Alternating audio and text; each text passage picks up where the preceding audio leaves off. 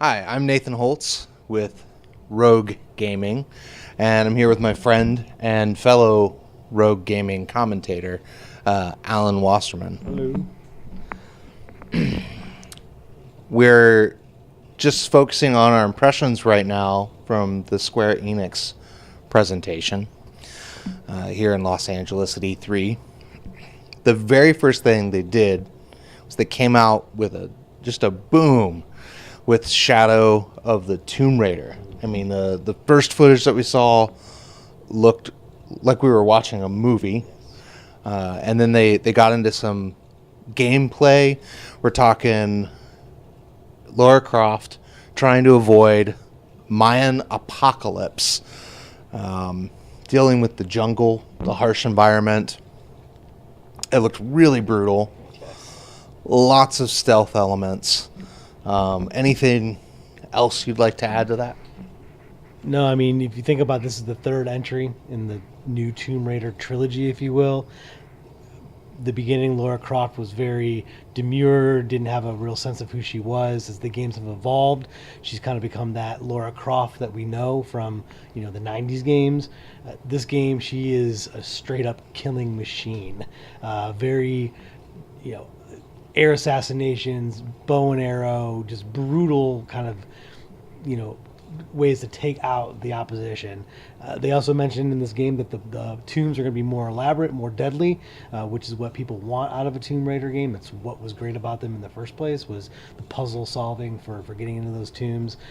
Really looking forward to this game. It looks amazing, and as you mentioned, movie quality cinematography in those cutscenes.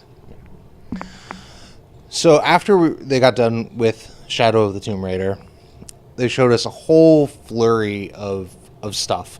Real quick hits for Stormblood and expansion to Final Fantasy Online. It looked absolutely gorgeous, but I don't have a whole lot of an idea of what's going on there, not being a Final Fantasy Online player. Shout out to my buddy Blade Fury on Twitch, who plays quite a bit of Final Fantasy Online. I saw there was a teaser for Final Fantasy Online versus Monster Hunter. Have no idea what that is. That looked crazy. There was a little bit about a prequel, Captain Spirit character, to the Life is Strange 2, prequel to Life is Strange 2,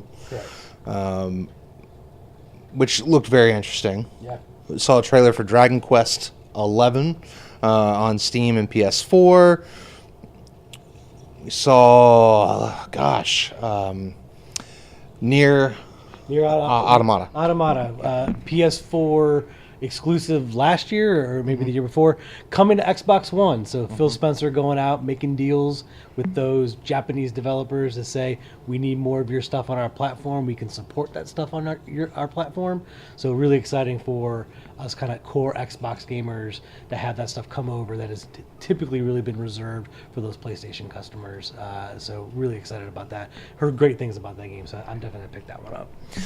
I'm really interested to see that style of game on the Xbox platform.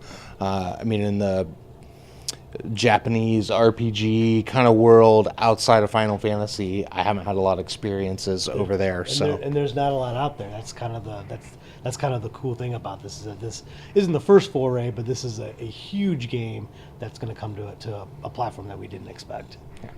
Also saw a little bit longer trailer for Octopath Traveler. Looked like kind of an old school RPG, exclusive to the Nintendo Switch. What do you think about that? More stuff for the Switch. Nintendo's doing great things with this platform, if you will, this handheld console platform that they've developed, getting lots of games from publishers all across the spectrum, types of games from all across the spectrum. We saw yesterday Bethesda dropping multiple games on that platform. So good on them to kind of get out from underneath the Wii U kind of crud that they have for that platform. So it's really exciting for Nintendo to have something they can kind of play with the big boys in the console market. Yeah, I'm excited to see more titles that make me want to buy a Nintendo Switch because when it first came out, I wanted to buy it, but only to play Breath of the Wild.